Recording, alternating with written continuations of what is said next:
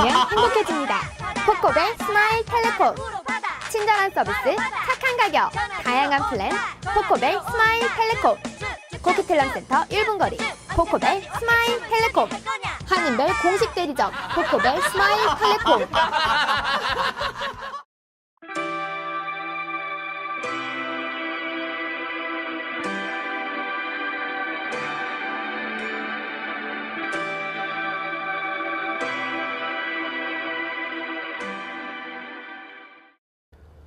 오바마 미국 대통령과 공화당 지도부 간 회담이 별다른 성과 없이 끝났습니다.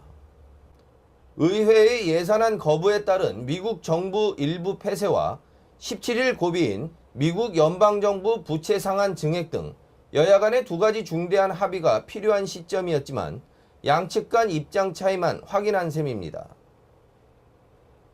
백악관에서 10일 열린 오바마 미국 대통령과 공화당 지도부와의 회담이 기대했던 것과는 달리 뚜렷한 소득을 올리지 못한 채 끝났습니다.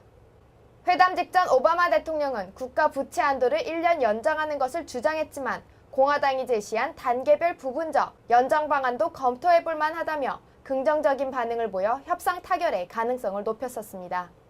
하지만 양측이 또다시 갈라선 것은 오바마 대통령은 부채 한도 상향 조정과 예산안도 함께 처리해 연방정부 폐쇄 사태를 마무리하자고 주장한 반면 공화당은 일단 부채 한도를 늘린 다음에 예산안 협상을 하자고 주장해 양측 간의 견해가 달랐기 때문이라고 합니다. 존 베이너 하원 의장 등 공화당 인사들은 이날 연방정부 폐쇄에 대해 최대한 말을 아낀 반면 부채 한도 임시 증액 기간에 대해 대화에 많은 시간을 사용한 것으로 알려졌습니다. 공화당 측은 부채 상한 증액과 연방정부 폐쇄 해소의 문제를 가지고 오바마 대통령이 의료장비 세금 부과 조치를 철회하도록 압박을 가하고 오바마 케어가 포함한 예산안을 후퇴시키는 협상의 무기로 삼고 있는 것으로 분석되는 상황입니다. 이날 협상은 무산됐지만 백악관과 공화당 간 추가 협상 여지를 남겨두고 있어 미 정가의 물밑 협상은 급물살을 탈 것으로 보입니다. 극렬하게 대립했던 민주당과 공화당이 대화 의지를 내비치고 소통을 시도하는 것은 디폴트가 현실화될 경우 회복세를 보이고 있는 미 경제에 큰 타격을 줄 수 있기 때문입니다. 미 여론조사기관 갤럽이 9일 발표한 조사 결과를 보면 공화당에 대한 미 국민들의 지지도는 28%로 1992년 조사를 시작한 이래 최저 수준으로 떨어졌습니다. 연방정부 폐쇄에 대한 국민들의 불만이 어느 정도인지 확인할 수 있는 지지도입니다. 민주당의 지지도는 43%로 지난 조사에 비해 4% 하락했습니다. 미국 국민들 사이에서 집권당인 민주당이 위기를 타개할 능력을 갖추지 못하고 있다는 인식이 확산되고 있는 듯합니다. 하지만 협상을 마친 양측의 모습은 여전히 강경합니다. 오바마 대통령은 공화당이 디폴트에 대한 위협을 멈추고 연방정부 재개에 동의하지 않는다면 추가 협상에 나서지 않을 것이라고 말했습니다. 반면 공화당 내 강경파들은 오바마 케어가 반영된 예산안은 결코 받아들일 수 없다며 맞서고 있습니다. 연방정부의 폐쇄의 여파로 80만 명의 공무원들이 무급 휴가에 처했으며 무기 제조사들과 모텔을 운영하는 개인 사업가들은 직원들을 해고하기 시작했다고 합니다. 미 노동부는 10일 하루 민간 부분 근로자 15,000명이 실업수당을 청구하는 등 실업수당 청구 건수가 최근 급증했다고 밝혔습니다. 노르웨이 노벨상위원회는 11일 2013년 노벨 평화상 수상자로 시리아의 화학무기 폐기 작업을 이끌고 있는 화학무기 금지기구 OPCW를 선정했다고 발표했습니다. 트루베르 야클란트 노벨상 위원회 위원장은 OPCW의 활동으로 화학무기를 국제사회에서 허용하지 않도록 세계 각국에 분명하게 각인시켰다고 선정 이유를 밝혔습니다. 그는 OPCW가 평화상을 수상함으로써 화학무기를 사용한 시리아를 비판하는 미국과 러시아 역시 자신들의 화학무기를 폐기해야만 한다는 점을 깨닫기를 희망한다고 말했습니다. 야클란트 위원장은 화학무기라는 대량 살상무기를 완전히 없앨 수 있는 절호의 기회를 맞았으며 이에 성공한다면 역사에서 위대한 사건으로 기록될 것이라고 덧붙였습니다. OPCW는 지난달 미국과 러시아의 합의에 따라 유엔의 지원 아래 시리아에서 화학무기 및 화학무기 생산 시설들의 폐기 작업을 펼치고 있습니다. 시리아에서는 지난 8월 정부군의 소행으로 추정되는 살인가스 공격으로 1,400명 이상이 사망했습니다. 하지만 시리아에 파견된 OPCW 전문가팀은 지난 8월 26일 총격을 당하는 등 위험 속에서 작업을 하고 있습니다. 한편 OPCW가 평화상 수상자로 발표됨으로써 올해 노벨상은 경제학상만 남기고 모든 수상자가 결정됐습니다. 대마초 합법화를 위한 시민청원 운동을 진행 중인 센서블 BC가 목표치의 20%를 달성했다고 발표했습니다. 기간은 앞으로 2개월 남았는데요. 남은 기간 동안 나머지 서명을 받지 못하도록 캐나다 사회의 현명한 선택이 요구되는 시점입니다. 지난 9월 9일부터 시작된 대마초 합법화를 위한 센서블 BC 청원 운동이 한 달이 지났습니다. 센서블 BC는 현재까지 목표치의 20%를 달성할 상태라고 발표했습니다. 데이나 라슨 대변인은 6만 5천여 명의 서명을 받았으며 남은 2개월 동안 33만 5천 명의 서명을 받아야 한다고 말했습니다. 라슨 대변인은 정해진 기간의 3분의 1이 지났기 때문에 서명 역시 30%를 넘어야 한다는 의견도 있으나 날이 지나면서 점점 서명자들이 늘어나고 있다고 밝혔습니다. 그는 더 긍정적인 것은 하루 평균 30명의 새로운 자원봉사자가 증가하고 있다는 점이며 처음에는 1,500명의 자원봉사자와 함께 시작했으나 현재는 3천여 명이 함께 참여하고 있다고 전했습니다. 이번 청원에서 센서블 BC는 BC주의 각 선거구에서 투표권이 있는 주민의 10%의 서명을 받아야 합니다. 이 목표를 달성할 경우 대마초 합법화 문제는 주민 투표로 넘어가게 됩니다. 10일 새벽 뉴 웨스트민스터 번화가에 큰 화재가 발생해 교통이 통제되는 등 혼란이 있었습니다. 새벽 4시경 발생한 이 화재로 콜롬비아 스트리트와 6번가가 만나는 지점에 위치한 루이스 빌딩이 전소되는 큰 피해가 있었습니다.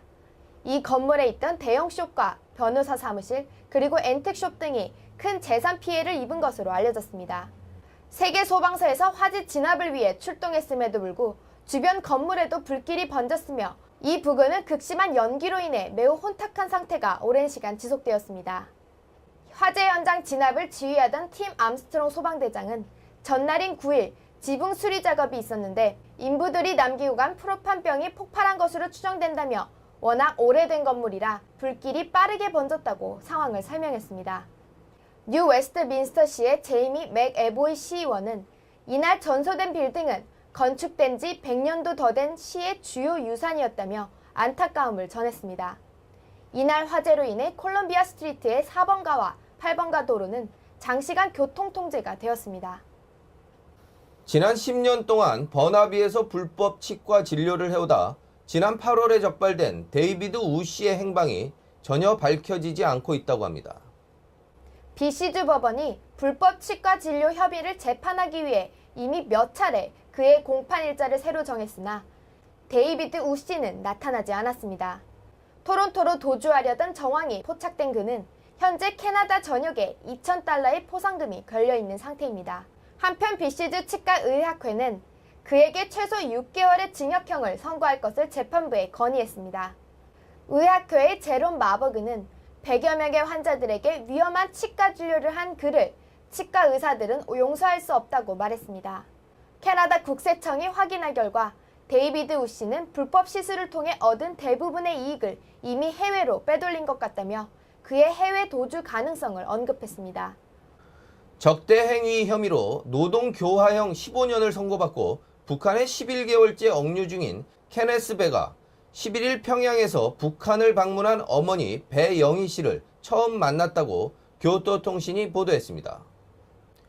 이날 평양병원에서 어머니를 만난 케네스 배 씨는 건강은 나아지고 있지만 아직 좋지는 않다고 말한 것으로 알려졌습니다. 케네스 배 씨는 지난해 11월 외국인 관광객들을 이끌고 함경부터 나진항을 통해 북한에 들어갔다가 북한 정권 전복을 시도한 혐의로 체포됐습니다.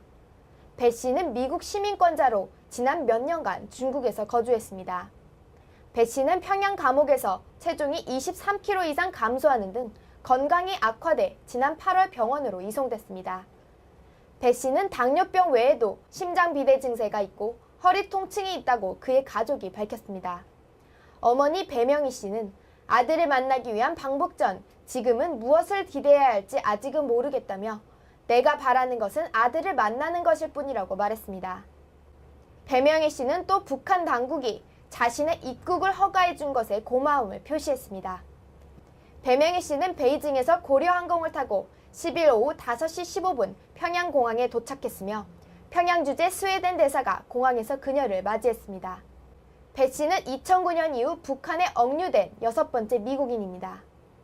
케네스 베의 북한 억류는 국제사회의 이목을 집중시켰으며 로버트 킹 미 국무부 북한 인권특사가 지난 8월 배 씨의 석방을 위해 북한 방문을 타진했지만 북한 측의 초청 철회로 무산됐었습니다. 북한은 10일 대남기구인 조국평화통일위원회 대변인 담화를 통해 남한의 정상회담 대화록 공개와 관련해 육성 녹음 담화록을 공개한다면 자신들도 남조선 위정자들이 방북 시 북정권의 비위를 맞추는 소리를 한 내용을 전면 공개할 수 있다고 밝혔습니다. 북측은 박 대통령의 실명을 직접 언급하지는 않은 채 그렇게 되는 경우 남조선이 어떤 혼란에 빠지게 되고 남조선 현 당국자의 처지가 어떻게 되겠냐며 우리는 남조선에서의 사태 추이를 예리하게 주시하고 있다고 말했습니다. 북한은 통합진보당 사태를 계기로 종북 논쟁이 불거졌던 지난해 6월 박 대통령과 정몽주 의원, 김문수 경기지사 등을 거론하며 이들이 방북했을 때의 친북, 종북 언행을 공개할 수 있다고 위협하기도 했습니다. 특히 박 대통령과 관련해서는 2002년 5월 평양을 방문해 김정일의 접견을 받고 평양시의 여러 곳을 참관하면서 친북 발언을 적지 않게 했다고 주장했습니다.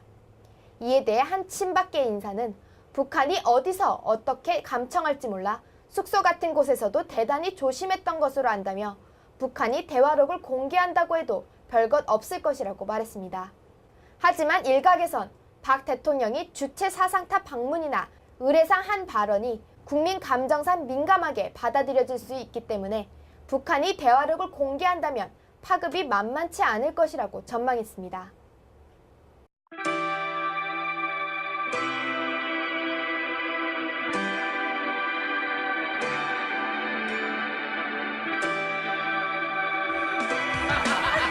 웃으면 행복해집니다. 코코벨 스마일 텔레폰. 친절한 서비스, 착한 가격, 다양한 플랜, 코코벨 스마일 텔레콤. 코키텔람 센터 1분 거리, 코코벨 스마일 텔레콤. 한인벨 공식 대리점, 코코벨 스마일 텔레콤.